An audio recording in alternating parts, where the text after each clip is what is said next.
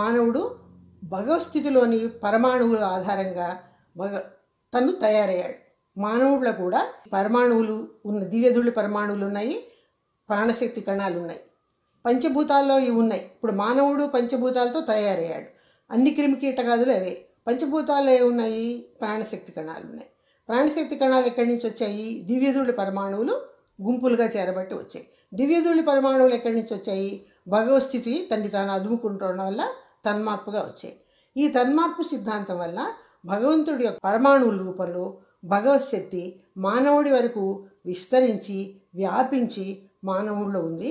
కాబట్టి మానవుడు అనబడే మనకి భగవస్థితికి ఏం తేడా లేదు. భగవంతుడిలో ఉన్నటువంటి ఆ శక్తి అంతా, ఆ కణాలు, ఆ దివ్యధూళి అవన్నీ కూడా పంచభూతాల రూపంలో మానవుడిలో కూడా ఉన్నాయి. కాబట్టి మానవుడు భగవంతుడికి నాకు ఏం తేడా లేదు. నేనెవరు అని ఒక ప్రశ్న వేసుకుంటే, హుయామై అన్న ప్రశ్న వేసుకుంటే, ఈ దివ్యధూళి పరమాణువుల రూపంలో స్టార్ట్ అయిన తన్మార్పు మానవుడి వరకు విస్తరించి వ్యాపించి ప్రతి ప్రాణిలోనూ ప్రతి అచరాలన్నింటిలోనూ కూడా వ్యాపించి మానవుడి వరకు విస్తరించి వ్యాపించినటువంటి ఈ దివ్యమైన ఒక అనుభూతిని, ఈ అనుభవాన్ని ఈ బ్రహ్మజ్ఞాన మెడిటేషను కలిగిస్తుంది. నేను ఎవరిని అన్న ప్రశ్న కనుక చివరిలో వేసుకోగలిగితే ఆ ప్రశ్నకు జవాబుగా నేను భగవస్థితి యొక్క తన్మార్పుగా ఏర్పడ్డాను. కాబట్టి నేను అహం బ్రహ్మస్మి, నేనే ఆ బ్రహ్మని, ఆ బ్రహ్మయే నాలో ఉన్నాడు, నేను బ్రహ్మస్వరూపాన్ని అనే ఒక సత్యాన్ని, ఒక నిజాన్ని గ్రహించే అవకాశము మనకి బ్రహ్మజ్ఞాన మెడిటేషను సాధన రూపంలో లభిస్తుంది. ఈ రకంగా బ్రహ్మజ్ఞాన మెడిటేషన్ గురించి మనం కొద్దిగా తెలుసుకోవాలి. దీని డివినిటీ అని కూడా అంటారు, బ్రహ్మజ్ఞానము అని కూడా అంటారు. తర్వాత ఇంకా మనం ఇక్కడ బాగా అర్థం చేసుకోవాల్సింది ఏంటంటే, పంచభూతాలు ఏర్పడిన తర్వాత, పంచభూతాల వల్ల మొదటగా నక్షత్ర మండలాలు, గ్రహాలు ఏర్పడిన తర్వాత వీటికి ఉన్నటువంటి ఆకర్షణ వికర్షణ శక్తుల వల్ల ఈ సూర్యుడు, చంద్రుడు, నక్షత్రాలు, భూమి కిందకి జారి పడకుండా, జరగక రాలక ఒకదాంతో ఒకటి ఢీకొనక కాస్మాస్లో ఉన్నాయి అంటే వాటికి ఉన్నటువంటి రిపల్సివ్ ఫోర్స్.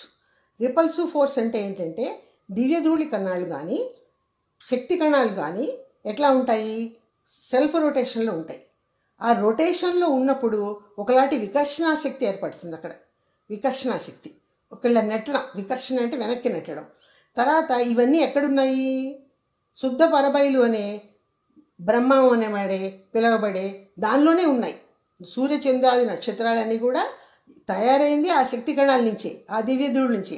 అది ఉన్నది కూడా తిరిగి యాబ్సల్యూట్ స్పేస్లోనే. మనం అందరం ఉన్నది యాబ్సల్యూట్ స్పేస్లోనే. యాబ్సల్యూట్ స్పేసు ఈ విశ్వం అంతా ఆక్రమించి ఉంది. మన మెడిటేషన్లో చెప్పుకున్నట్టు శక్తి కళ్ళను దాటి, సూర్యుని దాటి, చంద్రుని దాటి, శక్తి కళ్ళను దాటి యాబ్సల్యూట్ స్పేస్కి వెళ్ళామని చెప్పుకుంటాం మెడిటేషన్లో. అంత పైన ఎక్కడో లేదు, అక్కడే లేదు, అది సర్వవ్యాపిగా అంతా వ్యాపించి ఉంది. మనము ఉన్నది ఆ శుద్ధ పరబయలు అనే దాంట్లోనే. అదే రకంగా సూర్యచంద్రాదులు నక్షత్రాలు ఉన్న కూడా అవే. ఈ సూర్యుడు, చంద్రుడు, నక్షత్రం కూడా రొటేషన్లో ఉంటాయి కదా. ఎందుకు ఉంటాయి అంటే అవి పరమాణువుల చేత తయారయ్యాయి, శక్తి పరమాణువుల చేత తయారయ్యాయి. ఆ శక్తి పరమాణువులకు ఉన్నటువంటి ఆ రొటేషన్ క్యారెక్టరు సూర్యుడికి, చంద్రుడికి, భూమికి కూడా ఉంది. కాబట్టి అవి తిరుగుతూ ఉంటాయి. ఈ తిరుగుతూ ఉండడం వల్ల ఏమవుతుందంటే అక్కడ వికర్షణ ఏర్పడుతుంది. ఒకచోటే నిర్ణయంగా ఉండగలుగుతున్నాయి. అవి అటు ఇటు కదలవు, ఒకదానితోటి ఢీకొనవు, ఒక నక్షత్రం వెళ్ళి ఇంకో నక్షత్రాన్ని ఢీకొనదు. ఈ వికర్షణ ఆకర్షణ వల్ల అవి స్థిరంగా ఒకచోటే ఉంటున్నాయి, సెల్ఫ్ రొటేషన్లో ఉంటాయి. దాన్నే రాలవు, జారవు, ఎక్కడ జారి పడవు, ఢీకొనవు, వాటి యొక్క నిర్ణీత స్థానాల్లోనే ఉంటాయి. భూమి దగ్గర నుంచి అన్నీ అంతే. తర్వాత ఇంకొకసారి ముఖ్యంగా ఇక్కడ మనం ఇంకా చివరిలో చెప్పుకోవాల్సింది ఏంటంటే, ఈ పంచభూతాల కలయిక తర్వాత తన్మార్పు వల్లే మానవుడు ఏర్పడ్డాడని చెప్పుకున్నాం కదా. మానవ శరీరంలో కూడా శక్తి కణాలు ఉంటాయి. ఈ శక్తి కణాలని ప్రాణశక్తి కణాలు అంటారు. ప్రాణుల్లో ఉండబట్టి ప్రాణశక్తి కణాలు ఏమున్నాయి? దివ్యధూళి కణాలు ఉన్నాయి. దివ్యధూళి కణాలు ఎక్కడి నుంచి వచ్చాయి? భగవత్స్థితి నుంచి వచ్చాయి తన్మార్పుగా. కాబట్టి మానవుడిలో కూడా భగవత్శక్తి ఈ రూపంలో ఉంది. ఈ ఉన్నటువంటి శక్తి కణాలు ఏం చేస్తాయంటే ఒక సర్క్యులేషన్లో ఇలా తిరుగుతూ ఉండబట్టి జీవధాతు కేంద్రం ఏర్పడిందని చెప్పుకున్నాం కదా. ఈ జీవధాతు కేంద్రం, ఈ శక్తి కణాల నుంచి మానవ శరీరంలో అదే రకంగా జీవకాంతం ఏర్పడుతుంది. పరమాణువులు గుండ్రంగా ఇలా తిరుగుతూ ఉండబట్టి అక్కడ మ్యాగ్నెటిక్ పవర్ ఏర్పడుతుంది మానవ శరీరంలో కూడా. దాన్ని మనం బయోమ్యాగ్నెటిజం అని చెప్పుకున్నాం. ఈ బయోమ్యాగ్నెటిజము ఈ జెనెటిక్ సెంటర్లో ఎక్కువగా కేంద్రీకృతమై ఉంటుంది, శరీరం అంతా వ్యాపించి ఉంటుంది. ఇక్కడ ఏమవుతుందంటే ఈ జీవధాతు కేంద్రం నుంచి ఈ మ్యాగ్నెటిక్ వేవ్స్, బయోమ్యాగ్నెటిక్ వేవ్స్ శరీరం నుంచి ఇట్లా నెమ్మదిగా బయలుపడతాయి. బయలుపడినప్పుడు ఒత్తిడి, అట్లాగే వాటిని ఏమంటారంటే ఒకటి ఒత్తిడి శక్తి, ఒత్తిడిగా, తర్వాత రుచిగా, తర్వాత చూపుగా, ముక్కుకు సంబంధించింది, వాసనగా, నాలుకకి సంబంధించింది, రుచిగా, శరీరానికి సంబంధించింది, ఒత్తిడి, చెవులకు సంబంధించి వినికిడిగా తన్మాత్రల రూపంలో మార్పు చెందుతూ ఈ శరీరంలోంచి బయటికి ప్రవహిస్తూ ఉంటుంది ఆ జీవకాంతం. జీవకాంతం బయటికి ప్రవహించినప్పుడు ప్రకృతిలో ఉన్నటువంటి విశ్వకాంతం ఉంది కదా, అంతకుముందు విశ్వకాంతం ఏర్పడింది ప్రకృతిలో, కాస్మాస్లో, బ్రహ్మాండం అంటారు దాన్ని. ఈ బ్రహ్మాండంలో ఏర్పడినటువంటి ఈ విశ్వకాంతం కూడా ఇదే రకమైన 5 తన్మాత్రల్ని తయారు చేస్తుంది. తయారు చేయడం అంటే తన్మార్పే, మళ్ళీ అది ఏమీ సృష్టి కాదు, భగవత్ శక్తి నుంచి తన్మార్పుగా జరుగుతుంది. ఈ విశ్వకాంతంలో ఏర్పడిన తన్మార్తలు, జీవకాంతంలో ఏర్పడిన తన్మార్తలు ఒకదాంతో ఒకటి సంధానం అయినప్పుడే అదే భగవత్ స్థితి అంటారు. ఈ ప్రపంచంలో ఉన్న భగవత్ స్థితిని దాన్నే భగవత్ స్థితి అంటారు. సెకండ్ పాయింట్, ఇక్కడ తెలుసుకోవాల్సిన ముఖ్యమైన పాయింట్ ఏంటంటే మన శరీరంలో నుంచి జీవకాంతము ఒక వేవ్స్ రూపంలో బయటికి ఇలా లేచి వచ్చేటప్పుడు అది ముఖ్యంగా ఈ శరీరానికి సంబంధించినటువంటి స్పర్శ అనే ఇంద్రియం ద్వారా వస్తుంది. అట్లాగే నోటికి సంబంధించినటువంటి రుచి అనే ఇంద్రియం ద్వారా, ముక్కుకు సంబంధించిన వాసన అనే ఇంద్రియం ద్వారా, కంటికి సంబంధించిన చూపు అనే ఇంద్రియం ద్వారా, చెవులకి సంబంధించిన వినికిడి అనే ఇంద్రియం ద్వారా నెమ్మదిగా ఆ శక్తి బయలుపడుతూ ఉంటుంది. జీవకాంత శక్తి జెనెటిక్ సెంటర్ నుంచి జీవకాంతము అలల రూపంలో ఇలా బయటకు వస్తుంది. ఈ చెవి ద్వారా వింటున్న వినికిడి శక్తిని శబ్దాల్లో, అలాగే కంటి ద్వారా చూస్తున్నటువంటి వస్తువుల యొక్క రూపాన్ని, ముక్కు ద్వారా తీసుకుంటారు వాసనని, నాలుక ద్వారా తీసుకుంటారు రుచిని అనుభవిస్తాం. రుచి బాగుంటే బాగుంది అనుకుంటాం, బాగోలేకపోతే బాగోలేదు అనుకుంటాం. అది ఒక గుణం అన్నమాట. అలాగే చెవుల ద్వారా విన్నాము, ఈ శబ్దం బాగోలేదని భయంకరంగా ఉందనుకుంటాం, ఇంకోటి బాగుంటే చాలా ప్లెజెంట్గా ఉందనుకుంటాం. అలాగే నాలుక రుచి అంటే, చెవులు అంటే, కంటికి ప్లెజెంట్గా ఏదైనా కనపడింది అనుకోండి, వీ విల్ ఫీల్ హ్యాపీ. అది ఒక హ్యాపీ గుణం, ఇంప్రింట్ అనమాట, అది హ్యాపీ. ఒకసారి దుఃఖకరమైనది ఏదైనా చూసామనుకోండి, చాలా బాధ అనిపిస్తుంది, అది బ్యాడ్ ఇంప్రింట్. ఇట్లా 5 ఇంద్రియాలు ద్వారా మనం బాహ్యంగా ఏదైతే గ్రహిస్తున్నామో ఇవన్నీ కూడా ఏమవుతాయంటే లోపల ప్రవేశించి, శరీరంలో ప్రవేశించి జీవధాతు కేంద్రంలో గుణాల రూపంలో ముద్రలు పడుతూ ఉంటాయి. ఆ గుణాలు అక్కడికి వెళ్ళి ముద్రలు పడుతూ ఉంటాయి మనం ఏ అనుభవించిన ఇంద్రియాల ద్వారా.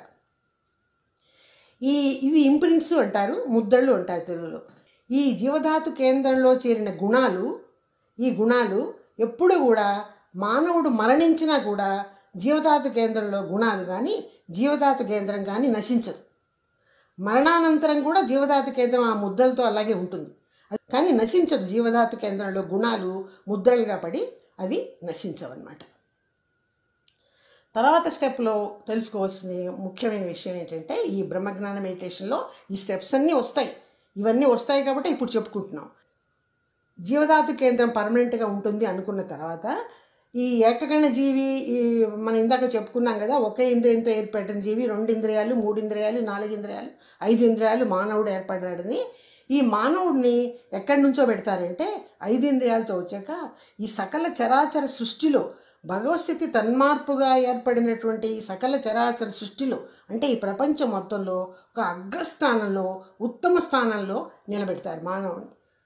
ఎందుకు అంటే అతనికి జ్ఞానం అనే ఒక గొప్ప శక్తి ఉంది, కాన్షియస్నెస్. ఈ శక్తి వల్ల మానవుడు సాధించలేనిది ఏమీ లేదు. ప్రపంచంలో ఎటువంటి శక్తినైనా కూడా ఈ జ్ఞానంతో ఎటువంటి పరిస్థితులైనా సాధిస్తాడు. ముఖ్యంగా జ్ఞానాల ద్వారా బ్రహ్మస్థానాన్ని చేరే అవకాశము మానవుడికి ఒక్కడికే ఉంది. పశుపక్షాదులకు లేదు, వాటికి విచక్షణ లేదు. వాటికి ఉన్నటువంటి ఈ పని చేయొచ్చు చేయకూడదు అనే విచక్షణ పశుపక్షాదులకి, పురుగులకి లేదు. వాటికి ఎంతసేపు ఉన్నది ఏంటంటే ఆహారం తీసుకోవడం, మైథునం, మిగతా వాటికి తెలియదు. కానీ మానవుడు అంత గొప్ప ముఖ్యమైన స్థానానికి చేరుకున్నాడని అది అతను కూడా ఒక పరమాణువు రూపంలో భగవత్ శక్తి దివ్యధూళి రూపంలో మొదటిగా తన్మార్పు చెంది అనేక సంవత్సరాలు, కోట్లాను కోట్ల సంవత్సరాలు గ్యాప్లో ఈ చరాచర ప్రపంచం అంతా తనే శక్తి కణాలుగా, తనే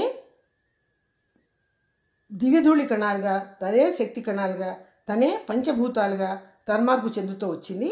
ఆ తర్వాత సకల జీవరాశులు కూడా ఆ పంచభూతాల సమ్మేళనంతో భగవస్థితి సన్మార్పుగానే ఏర్పడ్డాయి.